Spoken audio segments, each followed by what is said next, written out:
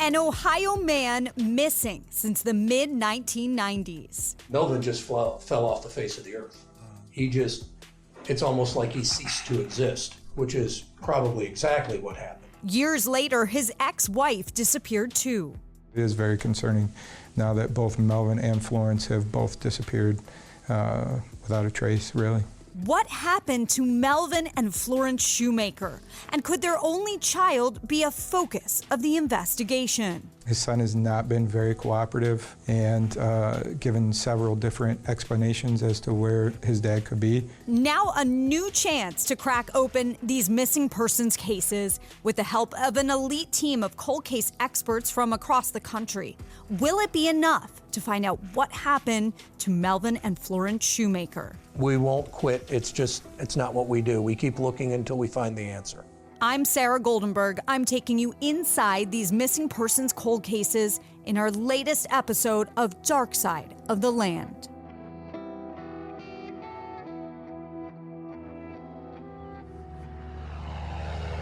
About 40 miles east of Cleveland, where forests and farms dot the landscape, it's not uncommon to see horse-drawn buggies on the road in Parkman Township. It's a small town with a big Amish population not far from the Pennsylvania state line. But overall, it's very rural, kind of a sleepy little town, really. Back in May 1994, signs of spring filled the air in Northeast Ohio. But something broke that peace. A neighbor reported 71-year-old Melvin Shoemaker missing. He had not seen his neighbor in quite some time, and that he was concerned for his welfare. Everything seemed to be in order at the house, but he had not seen him in quite some time. Our deputies responded. They did find, everything at the house seemed to be in order. His cars were there, his personal effects were there, his clothes were there. There did not appear to be any sign of a struggle or any kind of foul play, but just that he had miraculously disappeared. That's Detective Don Seaman with the Geauga County Sheriff's Office. He wasn't on the case at the time. He picked up the case file decades later, but he walked us through the early days of the investigation. Melvin lived alone. Investigators learned he was a quiet guy who lived a simple life. He'd been divorced from his wife, Florence, for more than a decade. She now lived with her adult son, Glenn, about 15 minutes away in another county. Spent a lot of time alone, at his house. Really didn't have a lot of friends, but just kind of a quiet guy. Worked hard and spent a lot of time at home.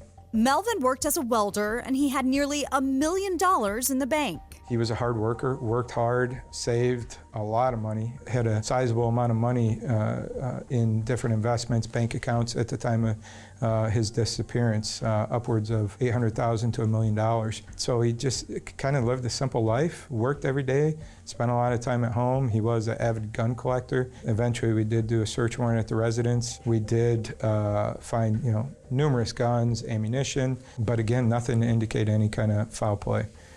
He was just gone. Investigators have spoken to his son Glenn over the years several times. His son has not been very cooperative and given several different explanations as to where his dad could be, and nothing has helped locate him or come up with any circumstances as to his disappearance at this point. Why did Melvin go missing? Countless interviews with neighbors, family, and friends at the time turned up no clues. Time passed and still nothing. Until about a decade later, detectives made a shocking discovery. That's when this story takes a turn. Here's Detective Trent Springer with the Portage County Sheriff's Office. Our involvement came out of an investigation that Geauga County was doing reference Florence's ex-husband, Melvin Shoemaker, who had disappeared in 1994. In 2005, detectives from the Geauga County Sheriff's Office were attempting to locate a male relative of Melvin's to get DNA for a project called Project Link that would help identify any remains that might be found that were unidentifiable visually. So they were looking to get a DNA sample from Glenn Shoemaker, Melvin's son and Florence's son. Glenn was not very cooperative. So they tried to get a hold of Florence to see if she could help. And Detective Vetter rapidly found that no one had seen Florence for upwards of 2 years, so we're talking 2003. You may remember Glenn was living with his mom, Florence, not far from where Melvin had lived in Portage County. They had a close relationship, but detectives found he never filed a missing persons report for Florence. In fact, no one had. So they opened an investigation. Follow-ups were done with anybody who had seen Florence, and it was between late 2003 and 2005 that she was last physically seen. And from the interviews that they did at that point in time, the last few times people had seen Florence, her health had been deteriorating. She needed help moving. She was not well kept. They talked to Glenn at the time, and Glenn said, she's in Florida, she's in Youngstown. Florence's job after she divorced, or maybe before she divorced from Melvin, was she was a home health aide. Glenn would say she's in Youngstown taking care of this woman, or in Florida taking care of this woman, but could never provide an address or a phone number or give any information as to the whereabouts of Florence. So she, like her husband, just seemingly just disappeared off the face of the earth. Detectives learned the last time anyone saw her was at her hairdresser's home and a family gathering. Glenn would take her to the hairdresser, and the last time the hairdresser saw her, she was very dirty, wearing adult diapers, very unclean, unkempt. Glenn had to help her into the house, almost to the point of carrying her. And that was really the last that they were seen, and family members had called or left messages at the house. No messages were ever returned, just she never responded. She had one particular relative that, you know, in the age before cell phones and the older, they would send letters back and forth. Even though they lived in the same county, they would send letters back and forth, and the letters just suddenly stopped being received by this relative. She kept sending them for a while and then just stopped because Florence was gone. So she did have friends and people that were missing her? Yes, mostly family, not a lot of friends outside of the home, but yes, family members, and the hairdresser noted that she was gone. She would go to the doctors every 3 months, almost like clockwork, and she suddenly stopped going to the doctors. Investigators dug into her past, including her relationship with Melvin when they were married. From everything I've been gathered, it was contentious, sometimes physically violent. From interviews and some of the paperwork, there was physical abuse in the relationship from what's being reported to us on Melvin's part towards Florence.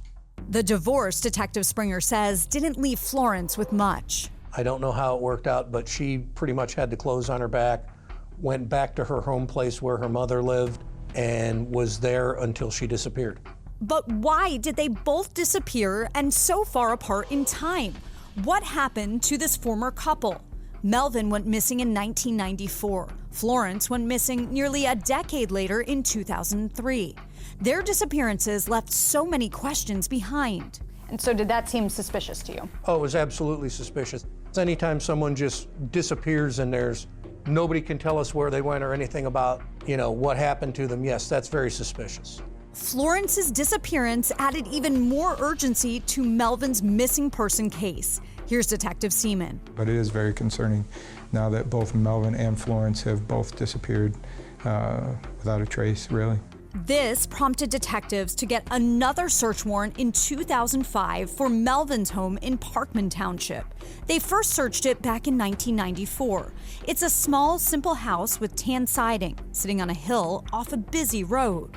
They actually dug up the septic system and looked into the septic system to see if there was anything there, remains or what have you, and they were not able to locate anything. Detectives looked more closely at Melvin and Florence's adult son, Glenn. From what I understand in talking to community members, he's known as Pepsi Glenn. So he hangs out at different local establishments, and he, to my knowledge, he doesn't drink any alcohol, but he does drink Pepsi. So that is his drink of choice. They found a documented history of domestic disputes between Glenn and his dad. Deputies had responded to Melvin's home, and he was padlocked inside the home, his home there in Parkman Township, and had been in there for quite some time.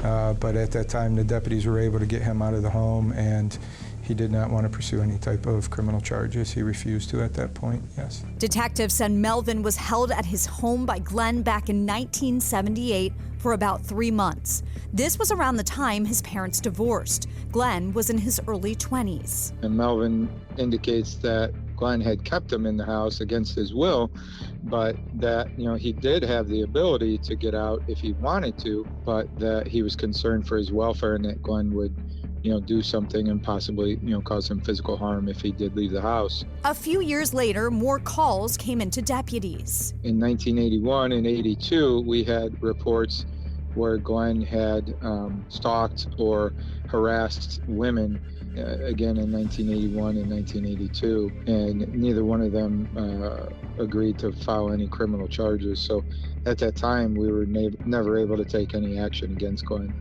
Again, Glenn was never charged in these incidents, and he had no criminal history. Years passed and still no sightings of Melvin or Florence, and their cases went cold. Until investigators are back here at this home for day 2 of a search to find out what happened to the Shoemakers. in 2018, our 19 News crews were there as investigators with Ohio Bureau of Criminal Investigation joined local detectives searching Glenn's property, where he lived with Florence in Hiram Township. It's a rural area with tree-lined country roads, farms, and orchards. Can you tell us about 2018 searching Glenn's property? What were they looking at? What did they find? What was the property like? At that point, we were really just looking for anything that would lead us to where Melvin might have been, what happened to him. In addition to, years later, Florence going missing in about 2005 or the early 2000s. So at that point, we were looking for anything that could help us locate either one of them. It is a very rural area. It's a home that does not, I believe, have running water, dirt floors. It's a very large property. There was several areas out on the property that were dug up that looked like that, maybe something had been buried there. So we were out there for approximately a week, I believe, digging up different parts of the yard. It was an extensive, exhaustive search. It was very odd, the home. There was padlocks on the outside of the home. We found hasps on the outside of the bedroom's doors where padlocks might have been used to lock bedroom doors. Just a very peculiar home there in 2018. But the search turned up nothing. Now, years later, another search for answers. You can grab some stuff there too. Trying to see, I know there's some newspaper articles in here. Detective Seaman and Detective Springer are teaming up on these cases in hopes of finding new leads. There's some dental records we had from Melvin so that we can try to identify him. Aerial photos, search warrant photos. Melvin just fell off the face of the earth. It's almost like he ceased to exist, which is probably exactly what happened. I asked both detectives if they think foul play was involved in Melvin and Florence's cases. We don't know at this time. There's no way to tell. He's just gone. Again, vanished without a trace. There's no signs of any struggle or anything in the residence, the last place that we knew he would have been. So there's no way to say that at this time. We don't know, but anything is possible at this point. We aren't ruling out anything because we just simply don't know where she's at. They believe Glenn can answer some of their questions. They said he lives simply, without electricity or a phone. So what have you found out about Glenn? No, he's kind of a recluse. I don't think he's ever had a job or any kind of steady job. Lives in a home. He was mom's caretaker, from what I understand, in her later years. And he would take her to different appointments, doctor's appointments, hair appointments, as she got older and she wasn't able to do that for herself. Just kind of an odd character, really, from what I understand. Is Glenn a person of interest in this case? I would think that, yes, he is a person of interest at this time, yes. One of the big questions in this case is what happened to Melvin's money. Detectives told us Glenn was given a blanket power of attorney over Melvin's estate. And he would have gotten that power of attorney in 1993. Shortly after, there were some bonds that were cashed that were put into different investments. Obviously, in 1994, Melvin goes missing. Our investigators continued to monitor those bank accounts and investment accounts. And it was about 2 years later that there was finally activity on those accounts. The reason why they initially monitored it was maybe Melvin was out of state or in Florida, which is what Glenn had kind of indicated He could have been with family somewhere, to see if there was any activity to prove, number one, he was still alive, and number two, where it may have, give them some indication as to where he was. For 2 years, approximately, there was no activity on Melvin's accounts.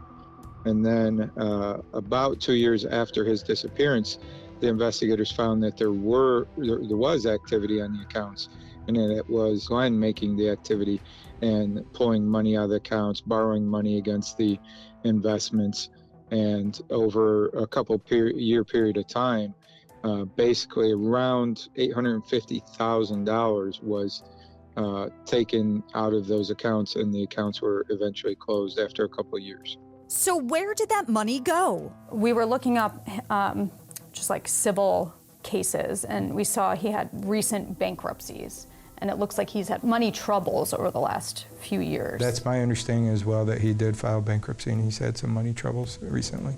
Glenn Shoemaker, now 68 years old, has not been charged with any crimes in his parents' disappearances. He has no listed phone number, so we were not able to get a hold of him. We reached out to an attorney Glenn recently worked with in a civil case by phone and email, but we didn't hear back from him. We also sent Glenn a letter by Priority Express mail, and we did not hear back. When we first started researching this case, we couldn't find any photos of Glenn. But during our interview, detectives pulled out an old newspaper clipping from their file. It was a copy of an article from the News Herald in the 1990s with a black and white photo of him. Glenn is standing in the doorway of his home as someone from the sheriff's office examines a chainsaw for evidence. Detectives tell us the last time they made contact with Glenn was back in 2018, when they searched his property with BCI. Investigators interviewed him at the time, and a pile of VHS tapes sat in the case file. Now they're going through those interviews again. So those are different interviews that were done throughout the years. There's actually a news story from, I believe, back in the 90s. Detectives are working on new theories. They believe their big break in these cases could come from trying new investigative methods, including getting fresh eyes on the case. A lot of eyes, really, from a not-so-secret society you may have never heard of. Can you tell us about the VDOC Society and what that means? It's a big deal. It is, and I didn't realize it at the time when we were contacted to make a presentation to them. It is a big deal. So from my understanding, it is professionals from all over the country, investigators, prosecutors, forensics, medical examiners, and you present your cold case to them, and then they put together like a work group and try to come up with new ways. It may be, investigators that have worked on similar cases, maybe been successful in other ways, but they will put together like a work group and try to assist us with coming up with new ways to try to solve it. The VDOC Society, based in Philadelphia, is like an elite club working to solve cold cases. It's named after Eugene Francois Vidocq, a French criminal turned detective known as the father of modern criminology. On a summer day, Detective Seaman and Detective Springer drove 400 miles to present their cases together. So when you went to VDOC Society, what was it like presenting? What was it like to be there? Our presentation was just over 2 hours, and there were 80-some VDOC Society members present during that investigation.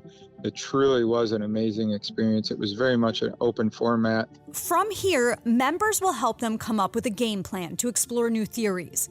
As local detectives continue to lead the investigation, could this be what it takes to solve the disappearances of Melvin and Florence Shoemaker?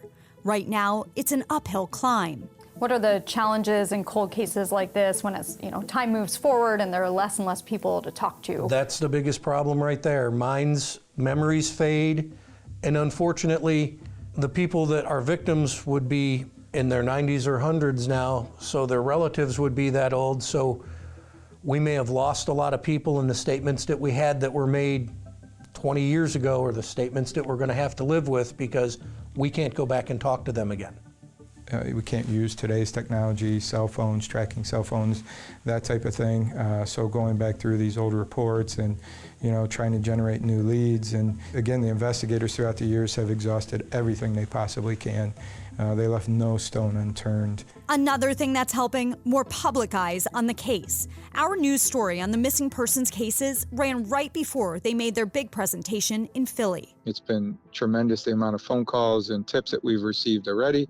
And we're looking into, that information, as well as, potentially what we might receive from the VDOC Society members. We're really hoping that we get that tip that will finally, bring this case to some resolution. What do you want the public to know about this? Do you think there's someone out there that could know something? I would think somebody knows, somebody that may have seen either Florence or Melvin, or have some type of knowledge, and we're just asking that they come forward so that we can bring closure, to the cases and to the family and friends. Somebody has to know something, and we're just asking that they come forward at this time.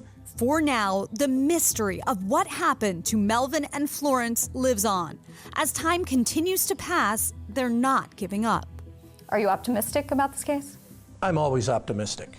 We're going to keep going until there's nothing more we can do, and then we're going to look for something new to do. We won't quit. It's not what we do. We keep looking until we find the answer. If you have any information in Melvin Shoemaker's disappearance, you can call detectives at Geauga County Sheriff's Office at 440-279-2084. If you know anything about what happened to Florence Shoemaker, call detectives at Portage County Sheriff's Office at 330-351-2821. I'm Sara Goldenberg. Thanks for listening to Dark Side of the Land.